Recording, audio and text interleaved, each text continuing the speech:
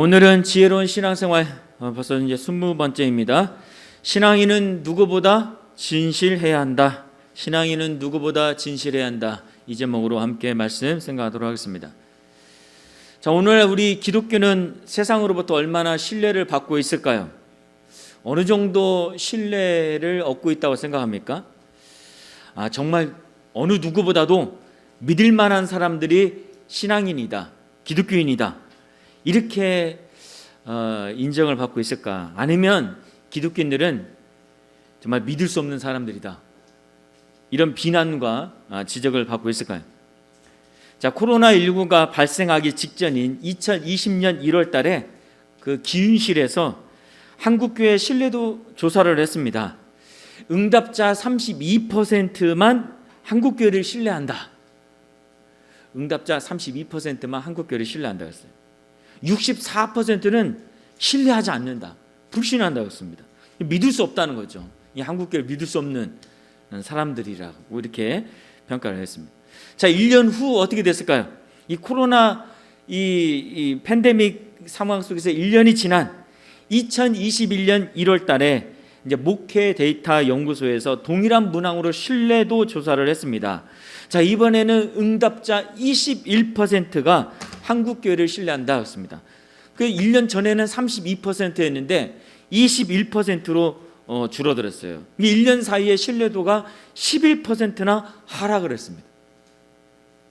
대통령 지지도도 이렇게 막 크게 차이는 나지 않는데 한국교회 신뢰도가 이렇게 낮아졌어요.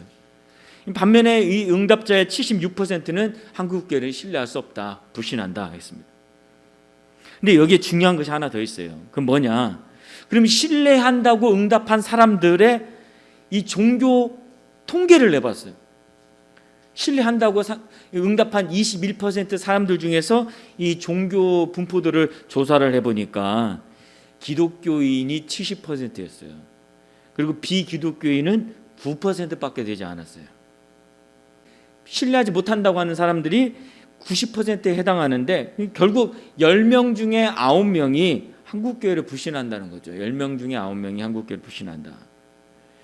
그래서 이 목회 데이터 연구소에서는 이 비신자들의 한국교회 신뢰도가 10%도 되지 않기 때문에 전도와 선교에 앞으로 매우 부정적인 영향을 미칠 것이다. 앞으로 더욱 전도하기 힘들고 앞으로 더욱 선교하기가 힘들 것이다 라고 얘기하고 있습니다. 결국 중요한 것은 한국교회의 신뢰도, 우리 신앙인들의 신뢰도를 회복하는 것이 먼저 중요하다고 생각이 들어집니다. 여러분, 어렵고 힘들 때 그 사람의 본성이 나타난다, 그 사람의 됨됨이가 나타난다고 보통 말합니다. 그렇다면 지난 1년간 이 코로나19로 힘든 시기를 보내면서 우리 신앙인들이 보여준 본성은 뭐였다는 거예요? 우리 신앙인들의 진짜 모습은 뭐였다는 것입니까? 보통 때보다도 훨씬 더 나빴고 보통 때보다도 훨씬 더 좋지 않았다는 거죠. 한마디로 폭망이죠, 폭망. 그래도 신앙인들은 다르겠지 했는데 오히려 힘들고 어려울 때 보니까 더 위선적이다는 거죠. 더 거짓되고 더 이기적인 모습을 보여줬다는 것입니다. 이것이 세상 사람들이 우리 신앙인들을 바라보는 시선이고 평가라는 거예요. 나는 그렇지 않은데, 그렇게 생각하지 마십시오. 세상 사람들이 내가 어떻게 살든 내가 교회 다닌다고 한다면 우리를 보는 시선과 평가가 이렇다는 거예요. 결국 우리를 볼 때 저 사람이 믿을 수 있는 사람인가 했을 때 믿을 수 없다고 바라본다는 거죠. 신앙이라고 한다면. 그게 지금 우리가 살고 있는 이 시대 속에서 우리 기독교가 갖고 있는 평가라고 볼 수가 있겠습니다. 자, 그렇다면 왜 한국교회는 이처럼 세상으로부터 신뢰를 얻지 못했을까요? 왜 불신과 비난을 받게 되었을까?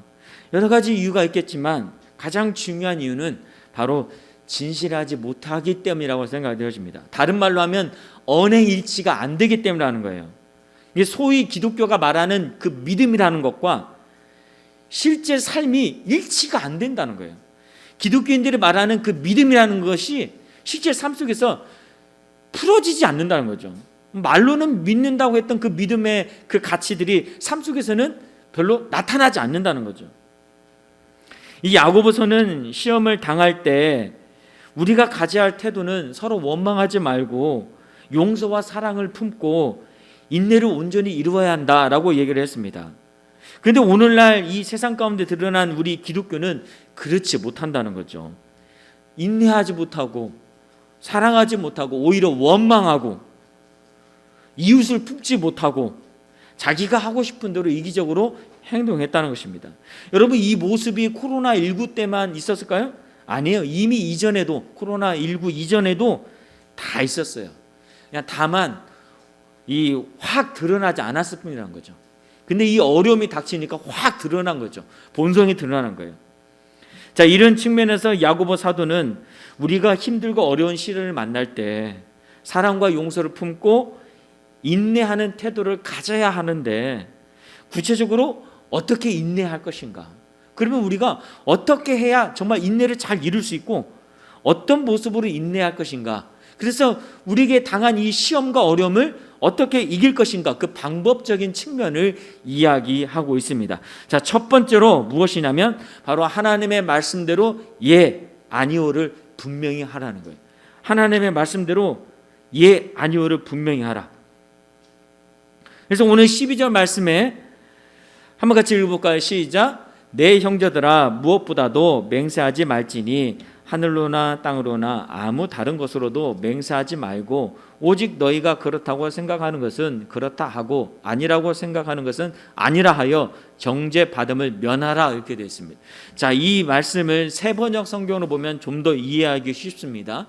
나의 형제 자매 여러분, 무엇보다도 맹세하지 마십시오. 하늘이나 땅이나 그 밖에 무엇을 두고도 맹세하지 마십시오. 다만 예 해야 할 경우에는 오직 예라고만 하고 아니오 해야 할 경우에는 오직 아니오라고만 하십시오.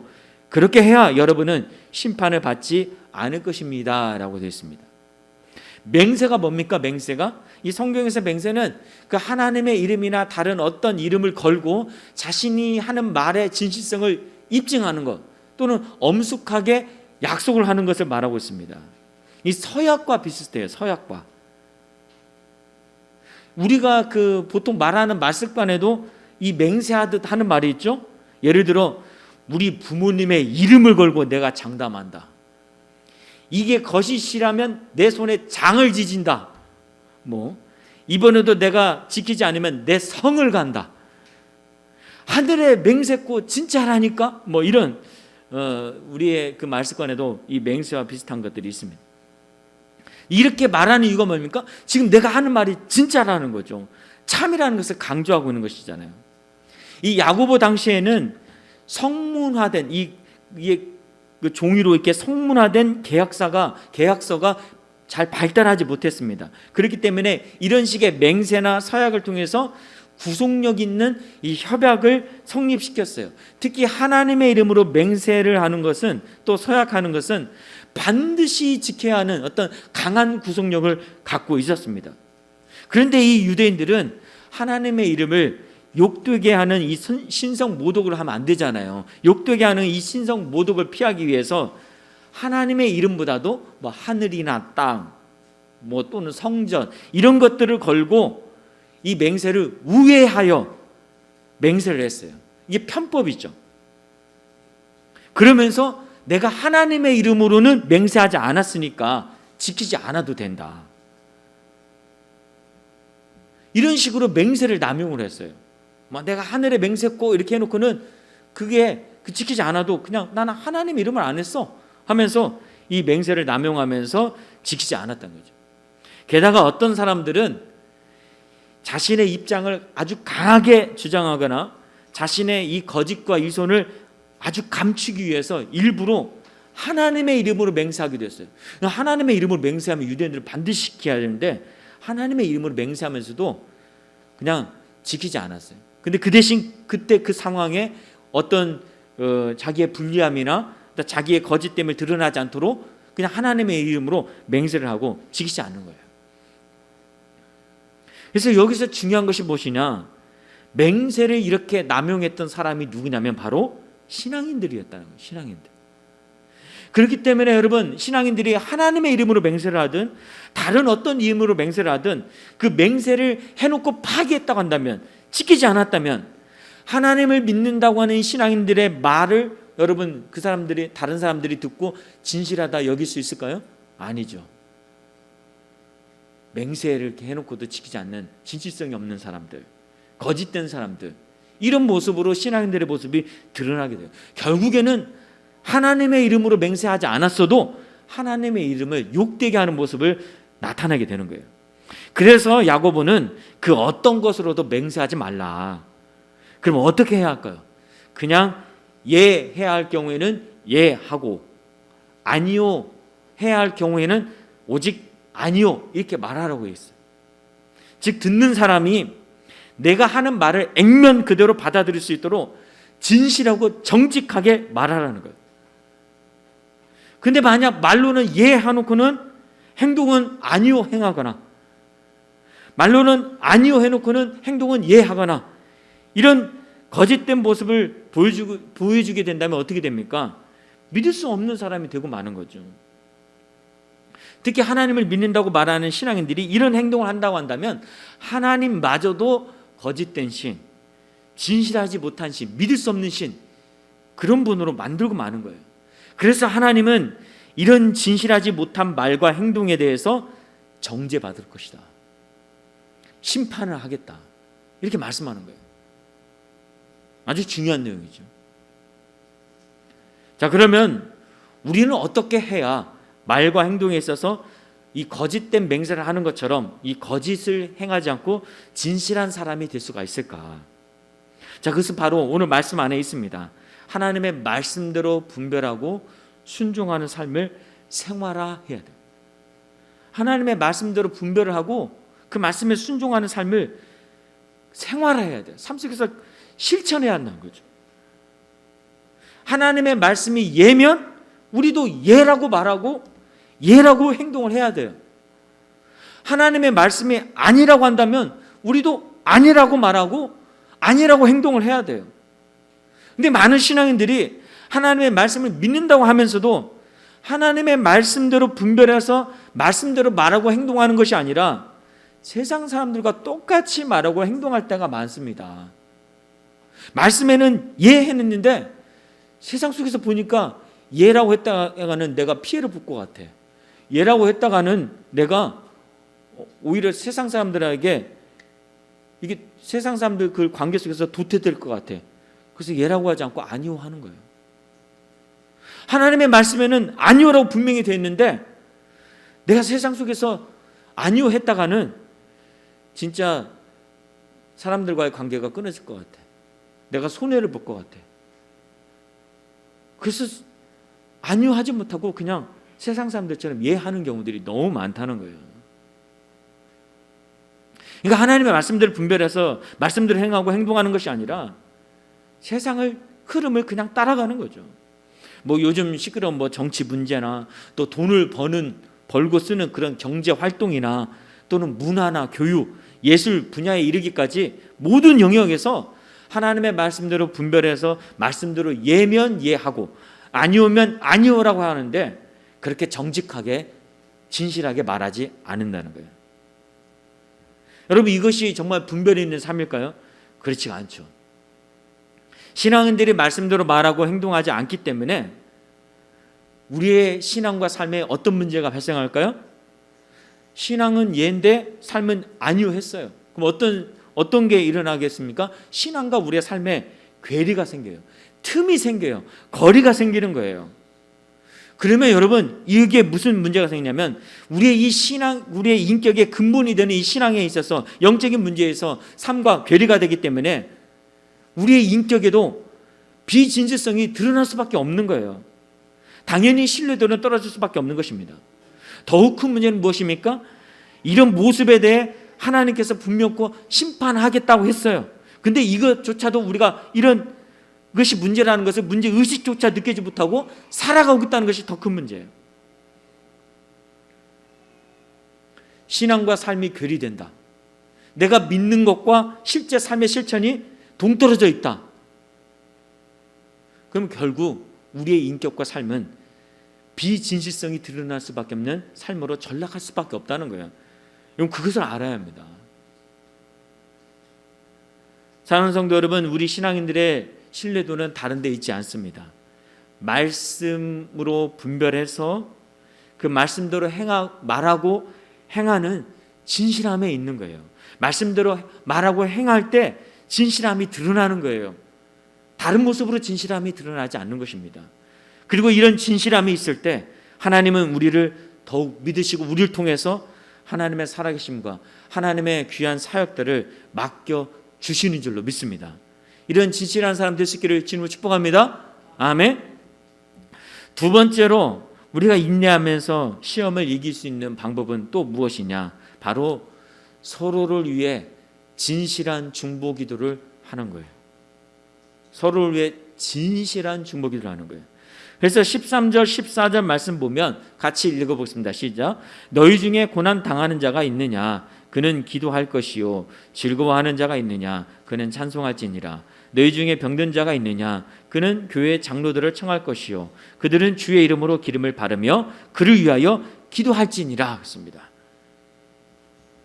자, 야고보서는 교회 안에 성도들끼리 어떤 시험이 와도 세속적인 욕심이나 이기심으로 서로 차별하지 말라.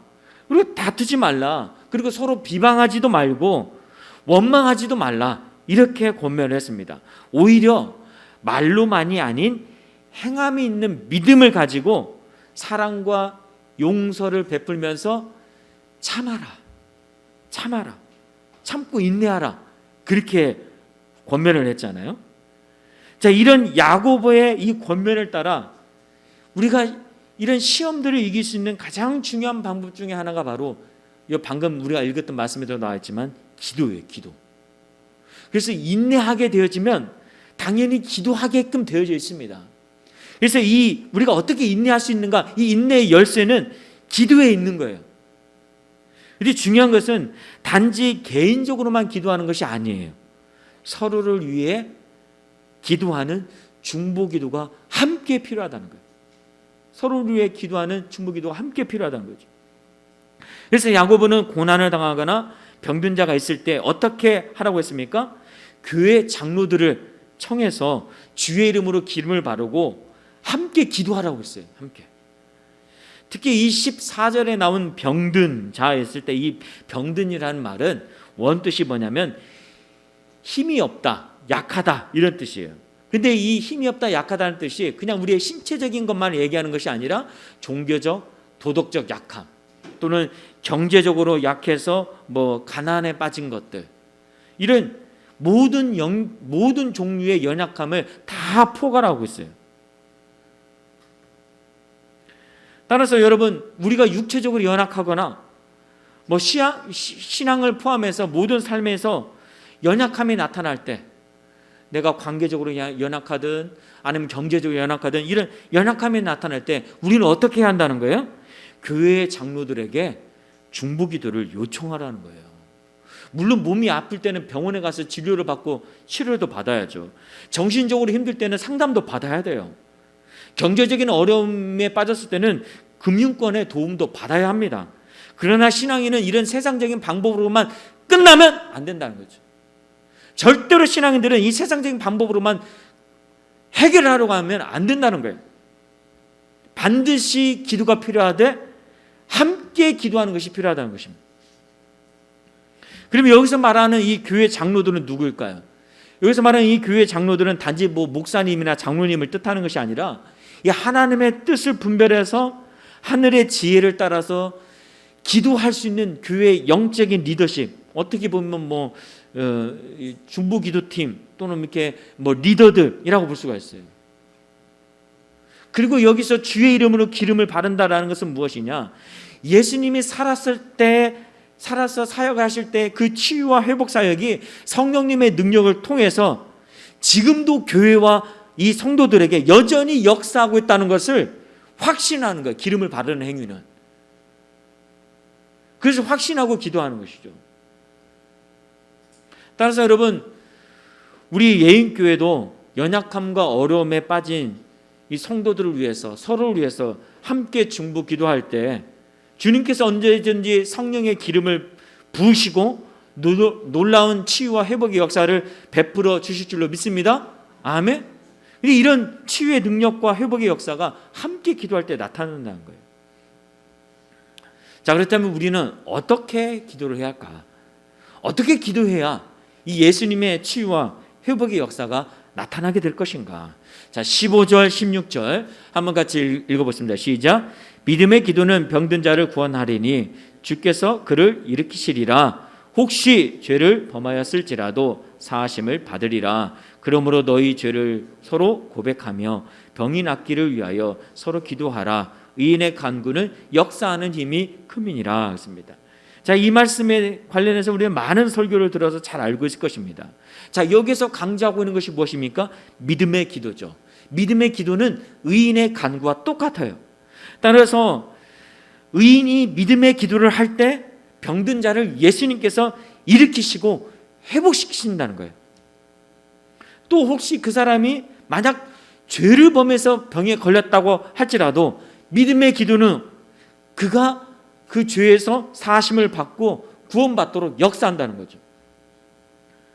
따라서 우리는 서로 믿음의 기도로 중보기도해야 돼요. 믿음의 기도로 중보기도해야 돼요. 특히 기도를 부탁할 때 어떻게 하느냐? 진실하게 부탁을 해야 돼요. 그래서 여기에 얘기하고 있잖아요. 16절에 그러므로 너희 죄를 서로 고백하며 했잖아요. 이게 나의 연약함, 나의 죄된 모습을 숨기지 말고 함께 고백하면서 기도 부탁해야 한다는 거죠. 그러면 역사하는 힘이 크게 나타나서 놀라운 치유와 회복이 일어나게 된다는 거예요. 자, 그러면 믿음의 기도, 의인의 간구는 어떤 기도일까? 자, 야고보는 믿음의 기도가 무엇이고 의인의 간구가 어떤 기도인지 알기 쉽기에 그 엘리야 선지자를 한 예로 들었습니다. 자, 엘리야는 시험과 어려움이 닥쳤을 때 어떻게 기도를 했을까요? 엘리야는. 자, 먼저 17절 18절 말씀 같이 읽어보겠습니다. 시작. 엘리야는 우리와 성정이 같은 사람이로되 그가 비가 오지 않기를 간절히 기도한즉 3년 6개월 동안 땅에 비가 오지 아니하고 다시 기도하니 하늘이 비를 주고 땅이 열매를 맺었느니라 했습니다. 자, 엘리야는 우리가 잘 알다시피 아주 매우 유명한 선지자죠. 능력이 대단했죠. 특히 하나님을 대적했던 악한 아합 왕을 상대로 매우 담대하게 사역을 했어요. 그런데 오늘 성경은 이런 위대한 이 엘리야 선지자를 소개하면서 어떤 사람이라고 말하고 있습니까? 우리와 성정이 같은 사람이다. 즉 우리와 똑같은 사람이라는 거죠. 따라서 엘리야의 기도가 응답이 된 것은 엘리야 안에 어떤 남다른 능력, 보통 사람과는 어떤 다른 면이 있어서 응답이 된 것이 아니라는 거예요. 우리 모두 다 할 수 있는 믿음의 기도 때문에, 의인의 간구 때문에 이런 놀라운 응답을 받게 되었다는 것입니다. 그래서 이런 측면에서 우리와 성정이 같다는 거예요. 자, 그러면 구체적으로 엘리야는 어떻게 기도를 했을까? 어떻게 믿음의 기도를 했을까? 어떻게 의인의 간구를 했을까? 자, 첫 번째로 엘리야는 비가 오지 않도록 간절히 기도했습니다. 비가 오지 않도록 간절히 기도하는 거 누구나 할 수 있죠? 그러지 않습니까? 네. 비가 오지 않도록 간절히 기도했어요. 그랬더니 정말로 3년 6개월 동안에 비가 오지 않았어요. 자, 그러면 왜 비가 오지 않도록 기도를 했을까? 이것이 중요한 거잖아요. 당시 이 이스라엘의 왕이었던 아합 왕은 매우 악한 왕이었고 하나님이 아니라 바울과 아세라 우상을 숭배했어요. 이스라엘인데 하나님을 숭배하는 것이 아니라 하나님을 섬기는 것이 아니라 바알과 아세라 우상을 숭배를 했어요. 이 바알과 아세라 신은 비의 신이에요. 비의 신. 내리는 비의 신, 그리고 다산의 신, 번영의 신이었습니다. 따라서 엘리야는 하나님께 비가 오지 않도록 해서 아합 왕과 우상에 빠진 이스라엘 백성들이 섬기고 있는 이 바알과 아세라 신이 가짜 신이다. 비의 신이 아니다. 가짜 신이다. 이 사실을 폭로하게끔 해달라고 기도를 한 거죠. 그래서 이스라엘 백성들이 깨닫게끔 해달라고 기도한 거예요. 그래서 여러분 3년 6개월 동안 정말 비가 내리지 않고 가뭄이 찾아왔어요. 여러분 지난주에 살펴봤듯이 농작물을 잘 길러서 추수하려고 한다면 이스라엘 땅에는 이른 비와 늦은 비가 때에 맞춰서 내려야 한다고 했어요. 근데 비가 내리지 않았다는 것은 무엇을 말합니까? 농사를 망쳤다는 거잖아요. 먹을 양식이 없이 기근이 4년 동안이나 고통스럽게 찾아왔다는 거예요. 그러나 이 고통을 통해서 어떤 일이 일어났습니까? 어느 누구도 바알과 아세라 신이 비의 신이라고 말할 수 없게 된 거예요. 풍요의 신이라고 주장할 수 없게 된 것입니다. 이런 역사가 나타나요. 자, 그럼에도 불구하고 이런 기도는 쉽지가 않아요. 왜냐하면 비가 오지 않으면 우상에 빠진 사람들만 피해를 보는 것이 아니라 정말 하나님을 믿고 있는 의로운 사람들이나 기도하고 있는 이 자신, 엘리야 선지자 자신도 고통을 겪게 돼요. 가뭄과 기근에 고통을 겪어야 하기 때문에 절대로 쉬운 기도가 아닙니다. 그럼에도 불구하고 여러분, 왜 이런 기도를 했을까요? 우상과 죄에 빠진 이 악한 세대가 자신의 잘못을 깨닫고 하나님께로 돌아오는 것이 하나님의 뜻이기 때문에 이런 기도를 한 거예요. 내가 물을 먹지 못하고 양식을 먹지 못하는 그 고통, 가뭄의 고통, 기근의 고통을 함께 당해야지만, 그러나 저 악한 세대들이 깨닫고 하나님께 돌아오는 것이 하나님의 뜻이기 때문에 나는 이 기도를 할 수밖에 없다는 거잖아요. 이처럼 여러분, 하나님의 뜻을 헤아려 하는 이 기도가, 이 진실한 기도가 믿음의 기도인 거예요. 의인의 간구인 것입니다. 마찬가지로 여러분, 병들고 연약함 속에 빠져있는 자를 위해서 기도할 때도 이 원리가 똑같이 적용됩니다. 만약 어떤 사람이 육체적으로 병들거나 또는 어떤 문제로 인해서 연약한 가운데 빠져있다고 한다면, 그래서 그 원인이 만약에 죄라고 한다면 어떻게 기도해야 할까요? 무조건 그래도 회복시켜달라고, 무조건 치유해달라고 이렇게 기도해야 할까요? 아니란 거죠. 이것이 믿음의 기도는 아니란 거예요. 그럼 어떻게 기도하느냐? 더 고통스럽고 더 아프고 더 연약해지고 더 힘들더라도 그 죄를 깨닫고 회개하여 하나님께 되돌아오게 해달라고 기도하는 것이 진짜 믿음의 기도이고 의인의 간구란 거예요. 왜 그렇습니까? 먼저 그 죄된 그 영혼이 회복이 되어져야 하나님의 모든 치유와 회복과 축복을 받고 있는 죄의 장벽이 깨지게 되어지고, 그래서 그 깨어진 죄의 장벽 틈 사이로 하나님의 은혜의 비추기가, 하나님의 은혜의 물줄기가 들어오기 때문에 그렇습니다. 그 죄의 장벽이 깨지기 전에는 절대로 아무리 기도해도 올 수가 없는 거예요. 그래서 힘들고 어렵더라도 먼저 그 죄를 깨닫고 하나님께로 되돌아오게 해주십시오 하는 이 기도가 믿음의 기도고 의인의 간구인 거예요. 두 번째로 엘리야는 어떻게 기도했습니까? 다시 비가 오도록 간절히 기도했습니다. 열왕기상 18장에 보면 이 엘리야가 어떻게 기도를 했냐면, 머리를 무릎 사이에 놓고 무려 7번이나 계속해서 끈질기게 기도했습니다. 한번 머리를 무릎 사이에 놓고 한번 기도를 해보십시오. 되는가? 아주 유연한 사람 아니면 안 될 거예요. 그만큼 아주 간절히 기도했다는 거죠. 왜 엘리야는 이렇게 간절하게 끈질기게 지치지 않게 기도를 했을까? 자, 이 기도 또한 하나님의 뜻 때문에 그런 거예요. 그래서 열왕기상 18장 1절 말씀 보면, 많은 날이 지나고 제3년에 여호와의 말씀이 엘리야에게 임하여 이르시되, 너는 가서 아합에게 보이라. 내가 비를 지면에 내리리라 했습니다.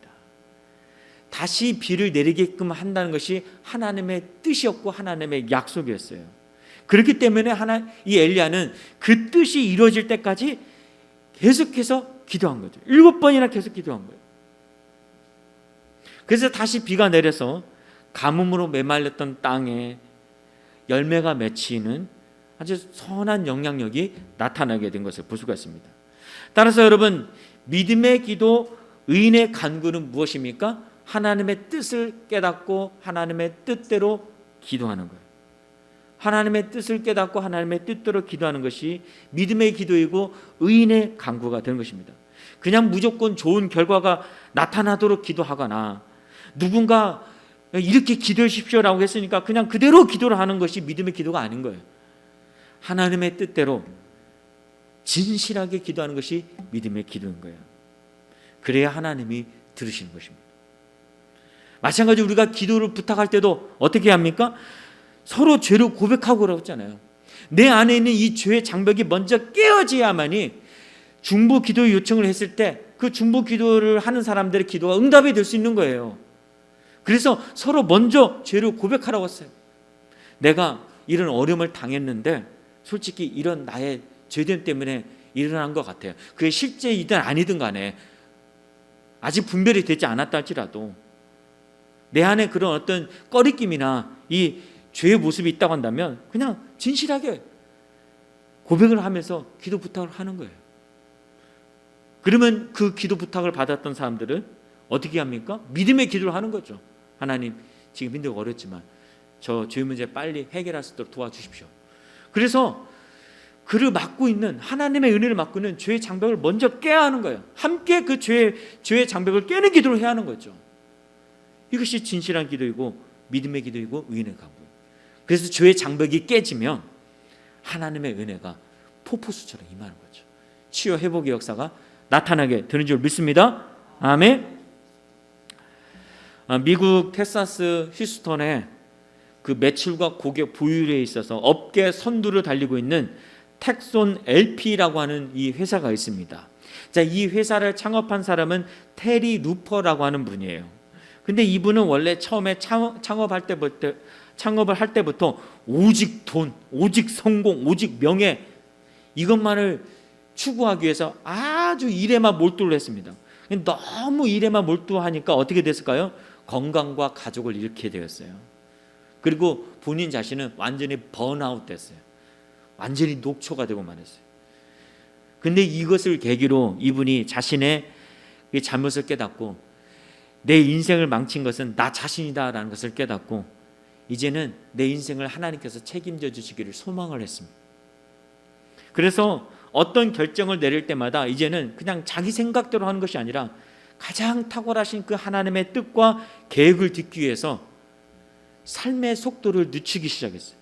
삶의 속도를 늦추는 연습을 했어요. 그러니까 결정을 자꾸 미루는 거죠. 하나님의 뜻을 알 때까지, 하나님의 계획을 알 때까지 아무리 긴급한 일을 할지라도 결정을 자꾸 뒤로 미루는 거예요. 그러자 이 하나님의 음성을 듣게 되었습니다. 그리고 더 이상 자신의 계획에 집착하지 않고 하나님의 뜻으로 삶을 가득 채우는 삶으로 변화하게 되어졌어요. 자, 이런 내용으로 이분이 쓴 책이 바로 하나님의 속도인데 바로 이 테리 루퍼가 이렇게 말을 했습니다. 하나님이 미래를 아시고 가장 좋은 길을 아시기에 먼저 내 뜻을 내려놓고 예수님의 뜻대로 되길 계속 기도하면서 내가 처한 상황과 사실들을 수집하면서 저울질 해보았다. 그러면서 주님, 제가 어떻게 하기 원하십니까? 라고 여쭙다.